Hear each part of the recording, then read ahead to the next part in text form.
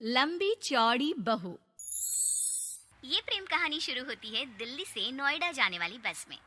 जिस बस में सवारी कर रहा होता है पराग और उस बस की कंडक्टर होती है अनुराधा। ओके, टिकट दिखा, टिकट टिकट। चाचा का प्लेन नहीं चल रहा है यहाँ तेरा, जिसमें फ्री में सवारी कर रहा है। हिसाब देना होता है हम लोगों को, सरकार को। निकाल पैसे, चल। पराग दूर से अनुराधा को देखता है। अरे यार, कितनी धाकड़ लड़की है। मजाल है कोई कुछ बोल दे। कितनी समझदार और कितनी कॉन्फिडेंट। आज से मैं तो इसी बस में घर जाया करूंगा। अब क्या था, भले पराग को घर जाने के लिए 10 बस छोड़नी पड़े, भले 20 किलोमीटर की यात्रा खड़े होकर पूरी करनी पड़े, लेकिन आने जाने का सिलसिला वो अनु की बस पर ही करता। एक दिन, ओह क्या करता है तू? हाँ, मैं नोटिस करती हूँ, देखता रहता है मुझे जब देखो तब। हाँ, वो मैं तुम्हें पसंद करता हूँ और शादी भी तुम्ही से करूंगा। वाह जी वाह, तू ना कोई प्रधानमंत्री हो गया कि आज से 500 की नोट बंद और नोट बंद। ना जी ना, इतनी तो नहीं चलती, लेकिन हाँ, तुम्हें प्यार करता हूँ। तुम्हें कोई प्रॉब्लम नहीं होने दूंगा, ये वादा करता हूँ। हाइट देखिए अपनी। मेरे लिए कोई ऐसा लड़का चाहिए जो मेरी तरह लंबा चौड़ा हो। अरे जोड़ी भी तभी अच्छी लगती है। जरूरी नहीं है, जो आपको खुश रखे, आपकी इमोशंस को समझे और आपसे बहुत सारा प्यार करे, जोड़ी तो उसी के साथ अच्छी लगती है। फिर क्या था, हीरोइन को हीरो से प्यार हो जाता है और दोनों शादी कर लेते हैं। शादी के बाद देख, अब तो इस घर की बहू है। अगर समझ गई है तो ये कंडक्टर वाली ड्रेस पहनकर घर से निकलने की जरूरत नहीं है। पराग अच्छा कमाता है तो तेरी नौकरी की भी जरूरत नहीं है हम लोगों को। अरे कैसी बात कर रही है माँ जी? यूँ कोई सरकारी नौकरी छोड़ता है क्या? और जब मेरी नौकरी लगी थी, मेरी अम्मा कितनी खुश हुई थी पता है? मैं तो नौकरी करूंगी।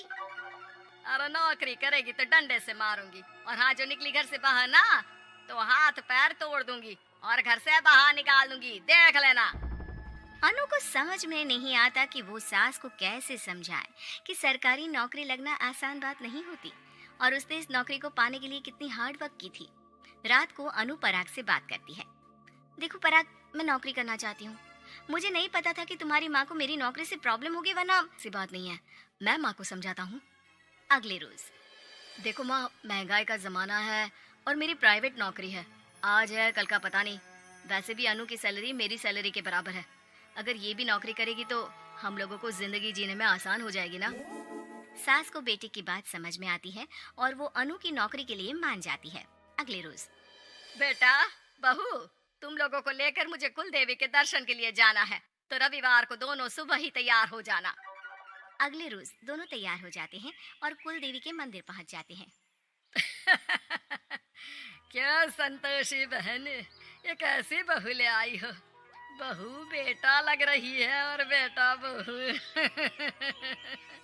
अरे कोई पहलवानी लड़ानी थी क्या जो इतनी लंबी चौड़ी बहू ले आई? अब क्या बताए पंडित जी, जो बेटे ने पसंद किया हमने उसे हाँ कर दी। अब बेटा जाने और उसका परिवार, और ये तो बस कंडक्टर की नौकरी करती है इंटरस्टेट। और सच्ची, वाह वाह वाह, ये तो बड़ी बात है संतोषी। तुम तो किस्मत वाली निकली जो सरकारी नौकरी की बहू ले आई।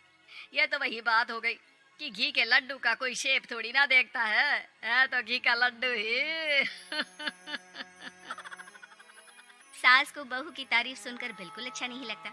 वो जल्दी से पूजा पाठ करवा कर उन लोगों को घर ले आती है।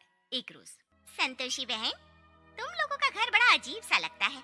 भाई साहब बहन जी और बहन जी भाई साहब जैसी।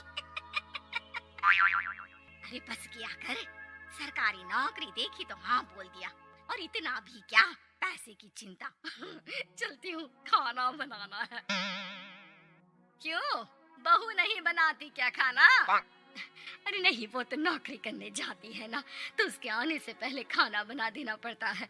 वरना पता है ना, आजकल की लड़कियों की जबान कितनी लंबी होती है।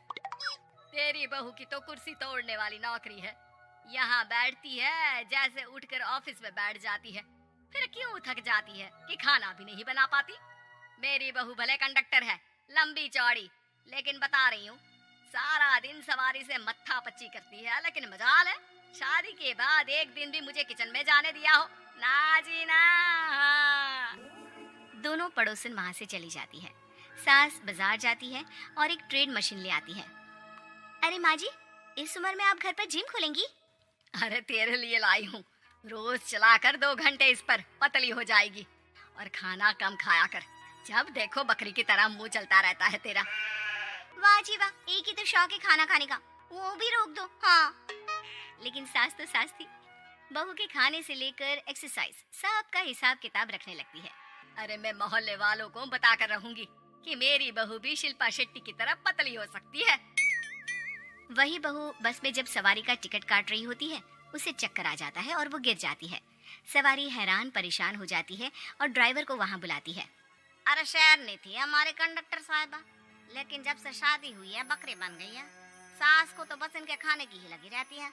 ड्राइवर बस में बिठाकर बहू को घर छोड़ आता है और सास को कहता है, अरे पता है आपकी बहू कितनी धाकड़ है, किसी को बात करने से पहले 4 बार सोचना पड़ता है कि बोले या ना बोले, कहीं झापड़ ना पड़ जाए। और आप है कि इन्हें बकरी बनाने में लगी है। अरे चुप, निकल यहाँ से। मेरी बहू है, मैं इसे बकरी बनाऊं या फिर गीदड़, तुम्हें क्या पता लोग कैसा मजाक उड़ाते हैं कि बहू इनकी बस की कंडक्टर है।